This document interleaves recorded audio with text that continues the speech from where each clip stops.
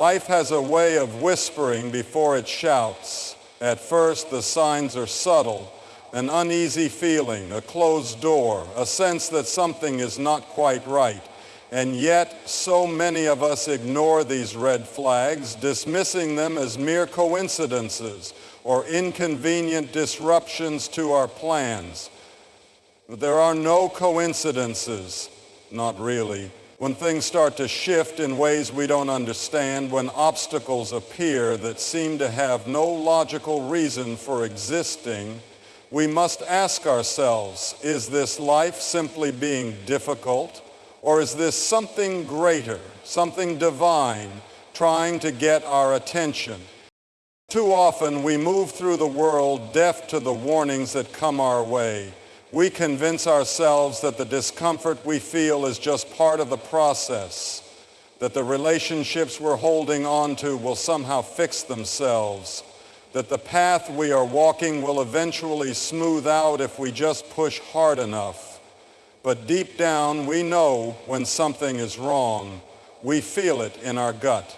That restless energy that keeps us up at night, the tension in our chest, the quiet dread that creeps in during moments of silence. These are not random emotions. These are signs. And when God sends you a warning, He does not do it out of cruelty or indifference. He does it out of love, out of a desire to keep you from stepping into the fire before it's too late. How many times have you looked back and realized that the warning signs were there all along? How many mistakes could have been avoided if you had just paid attention? People don't ruin their lives all at once. They do it one ignored warning at a time. The toxic relationship that slowly eroded your self-worth didn't just become toxic overnight. The job that drained you of all joy didn't suddenly become unbearable. The crisis that left you broken didn't just appear out of nowhere. The signs were there. The late nights filled with doubt, the conversations that left you hollow, the nagging sense that you were meant for something else. All of these were warnings. But warnings are only useful if you listen to them. When you ignore the signs, life doesn't just stop trying to warn you, it turns up the volume.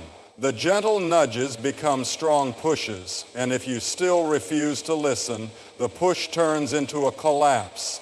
It is not because God wants to see you suffer, it is because He wants to wake you up. The discomfort you feel is not there to punish you.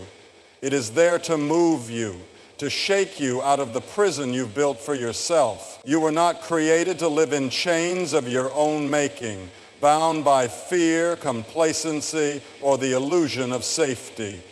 Growth requires movement, and sometimes the only way to move is for the ground beneath you to start shaking. Think of Jonah, who was warned but ran in the opposite direction. He was given a mission, a path, but he chose to ignore it, and what happened? He was swallowed by a great fish, thrown into the depths until he had no choice but to listen. That is how life works. When you resist the call, when you turn your back on the signs, the weight of your own choices will eventually consume you. It is not about punishment. It is about course correction. You can only run so far before you find yourself trapped in the belly of your own mistakes, left with nothing but the realization that you should have listened all along. God will always give you a way out before you fall too far. He will send the right people, the right messages, the right moments of clarity to steer you back onto the right path. But He cannot force you to take them. That is your choice, and choices have consequences. The pain of discipline, of listening to the warnings early, is far less than the pain of regret. There will come a day when you look back and wish you had acted sooner. There will come a day when you realize that the discomfort you felt was not there to destroy you, but to save you. So the next time you feel that quiet nudge, that inner voice telling you something isn't right, don't ignore it. Pause, reflect, Ask yourself if this is just fear speaking or if this is something deeper, something guiding you away from danger before it's too late. The signs are always there. The question is, will you have the courage to see them? There comes a point in life when everything you once relied on begins to fall apart. The job that once felt secure now feels suffocating. The relationship that once brought you joy now drains the life out of you. The dreams you held on to so tightly now seem impossibly out of reach. And in those moments, when everything you built begins to crumble, you find yourself asking, why is this happening to me? But maybe that's the wrong question. Maybe the real question is, what is this trying to teach me? Because discomfort, as unbearable as it feels, is often God's way of moving you towards something greater. We cling to comfort as if it were the ultimate goal, as if a life free from struggle is a life well lived. But that's a lie. Growth does not come from ease, it comes from struggle. It comes from being pushed beyond what you thought you could endure. If everything in your life feels effortless, if you are never being challenged, never being forced to confront the parts of yourself that need to change, then you are not truly living. You are stagnating. And stagnation is its own kind of death. People often pray for success, for happiness, for a life without obstacles. But what if the very things you see as obstacles are actually the path? What if the discomfort you feel is not a sign that you are on the wrong track, but proof that you are exactly where you need to be? The caterpillar does not become a butterfly by staying in its cocoon forever. It must struggle, must push against the very walls that once protected it. That struggle is not a mistake, it is the process. And without it, transformation is impossible. When God is pushing you, when life begins to feel unbearable, it is easy to believe you are being punished, but maybe you are not being punished. Maybe you are being prepared. Maybe the relationship that ended was never meant to be your future. Maybe the job that fell apart was never meant to be your calling. Maybe the rejection, the failure, the loneliness, maybe all of it is happening because you are meant for something more, something you cannot yet see. No discipline seems pleasant at the time, but painful. Later on, however, it produces a harvest of righteousness and peace for those who have been trained by it. That is the promise, that is the truth. But here's the hard part. Most people never make it through the process.